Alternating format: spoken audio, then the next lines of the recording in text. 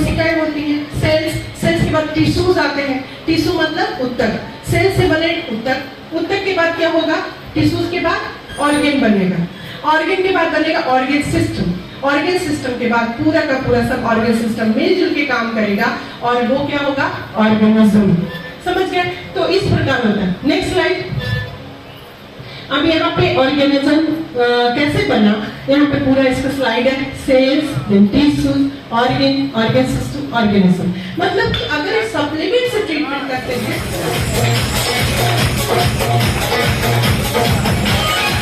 आज यहाँ पे हेल्थ अवेयरनेस प्रोग्राम हो रहा था। एक्चुअली बहुत सारे लोग जो आज क्रॉनिक डिजीज से ग्रसित हैं, उनको पता नहीं चलता है कि किधर जाएं, क्या करें। और यहाँ पे जब आप ऐसे बहुत सारे लोगों से मिलेंगे तो आपको पता चलेगा कि ये अनअवेयरनेस की वजह से है। आज 90% जो डिजीज है इसका सिर्फ और सिर्फ एक कारण है ख़राब लाइफ स्टाइल, गंदा लाइफ स्टाइल। और जब हम ख़राब लाइफ स्टाइल को जीते हैं तो हम अपने तो प्रॉब्लम में आती है, अपनी फैमिली को भी प्रॉब्लम में रखते हैं। सो डैट आज हम लोगों ने यहाँ पे एक कार्यक्रम आयोजित किया था जिसमें लोगों को जीवन शैली के बारे में बताया गया कि किन चीज़ों का इस्तेमाल करने से वो लंबी आयु प्राप्त कर सकते हैं, निरोग जीवन पा सकते हैं। तो आज काफ़ी अच्छा कार्यक्रम रहा और कुछ ही दिनों के बाद होली आने वाली है, तो जो उत्साहित लोगों ने होली मिलन समारोह भी कर लिया साथ साथ। आज दोनों हो गया। अच्छा, जहाँ तक कुछ लोगों से ये पता चला कि बहुत से क्रॉनिक डिजीज जो है यहाँ पे पूरी तरह से ठीक हो गए हैं। डेफिनेटली। क्या कहेंगे लोगों को? देखिए, सिंपल सा चीज़ है कि एक परेशान व्यक्ति कुछ कहने के हालात में नहीं होता है, वो बस किसी का रेफरेंस लेके यहाँ से वहाँ दर बदर ठोकरे खाता है। और जब हजारों लाखों रुपए, अभी आपने देखा होगा, आप सभी लोग थे, एक व्यक्ति ने 14 लाख रुपए अपने ट्रीटमेंट में खर्च किया। एक्सीडेंट हुआ था, कोमा में था। सोच के देखिए कि घर का अगर जवान बेटा, उसकी वाइफ हो, उसके बच्चे छोटे छोटे हैं, कोमा में चला जाए तो आदमी क्या कुछ नहीं करता, घर, जमीन, मकान, गहना सब गिरवी रख देता है। बावजूद अगर उसको रिजल्ट ना मिले तो कैसा लगता होगा। उसी बीच उनको किसी ने हम लोगों के वैदिक आयुर्वेद वेलनेस सेंटर के बारे में बताया, वो यहाँ पे आए, उन्होंने अपना ट्रीटमेंट स्टार्ट किया। और food plus medicine, that is called Ayurveda. Ayurveda सिर्फ आपको ये नहीं कहता मेडिसिन खाओ, लंबी ज़िंदगी जियो। जब तक आप अपने फूड को मेडिसिन की तरह नहीं इस्तेमाल करेंगे तब तक आपकी लंबी ज़िंदगी नहीं हो सकती। तो एक तो जो प्रॉब्लम में उनको हम लोग मेडिसिन, तो मतलब जो सप्लीमेंट है हमारा, वो तो सारा चीज़ हम लोग बताते ही हैं।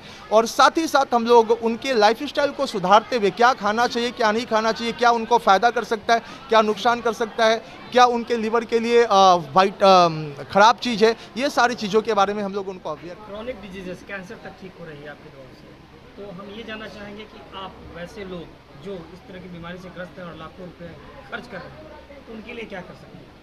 उनके लिए मैं बस यही कहना चाहूँगी, क्योंकि मैं जिस दिन से इस जगह पे आई हूँ और इस फील्ड में आई हूँ, लोगों को बस एक अवेयरनेस देना चाहती हूँ ताकि वो भटके नहीं।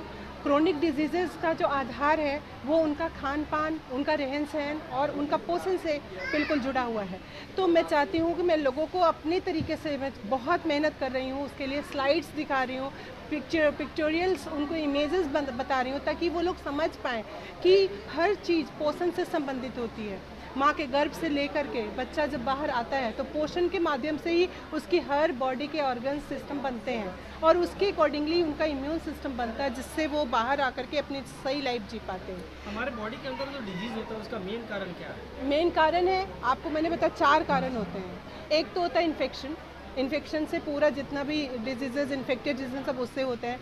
दूसरा जो कारण है वो मेटाबॉलिक एक्टिविटीज़, जो कि आप क्या करते हैं, मेटाबॉलिज्म आपका कैसा है। डिफिशियंसी जो होती है, किसी चीज़ का डिफिशियंसी और किसी की अधिकता खाने में, पोषण में 5 जो कंपोनेंट्स हैं और 2 एक्स्ट्रा कंपोनेंट्स वाटर, फाइबर, इनका इम्बैलेंस जो होता है उसकी वजह से।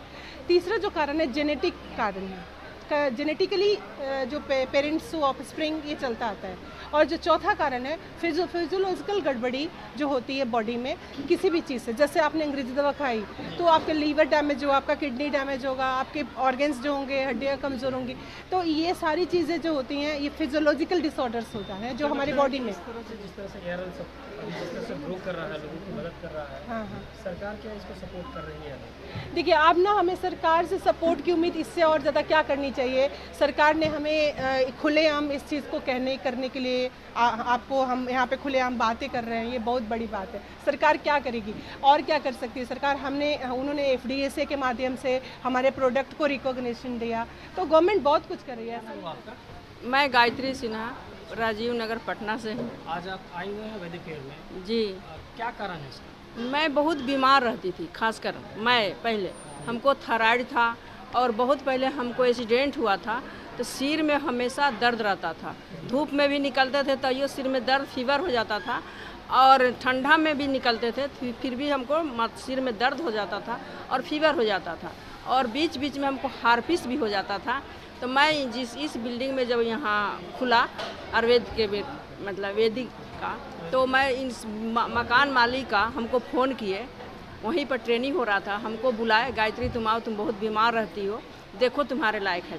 तो मैं आई, हम सब समझे, हमको बहुत अच्छा लगा। यहाँ अपना सप्लीमेंट शुरू किए, मैं 3 महीना तक खा चुके थे, हमको बहुत रिलीफ हो रहा था। उसी बीच में मेरे हस्बैंड को जब साइड में पैरालाइज उनको जो मारा, तो मैं और दिमाग हमको नहीं आया जो हम पारस में जाए, चाहे यहाँ कोई बड़ा हॉस्पिटल का, हमको दिमाग में नहीं था। इसलिए कि मैं इसके सप्लीमेंट के बारे में मैं जान गई थी, पूरा चमत्कार है, इतना क्वालिटी इनका अच्छा है जो यहीं ठीक हो जाएंगे, कहीं जाने की ज़रूरत नहीं है। तो मैं सर को वो बोले जो हमको दहिना साइड में हमको सून हो रहा है, मैं समझ गई उनको पैरालाइज मार रहा है। मैं सर को फ़ोन किए, उज्ज्वल सर को, सप्ता मैम को, तो वो बोले जो आप कहीं हॉस्पिटल ले जाइए। हम बोले नहीं, हमको यहीं से ठीक होंगे, मैं कहीं नहीं ले जाऊंगी, मेरे पास उतना पैसा भी नहीं है जो हम जाके 1 लाख उसको हम जमा करें।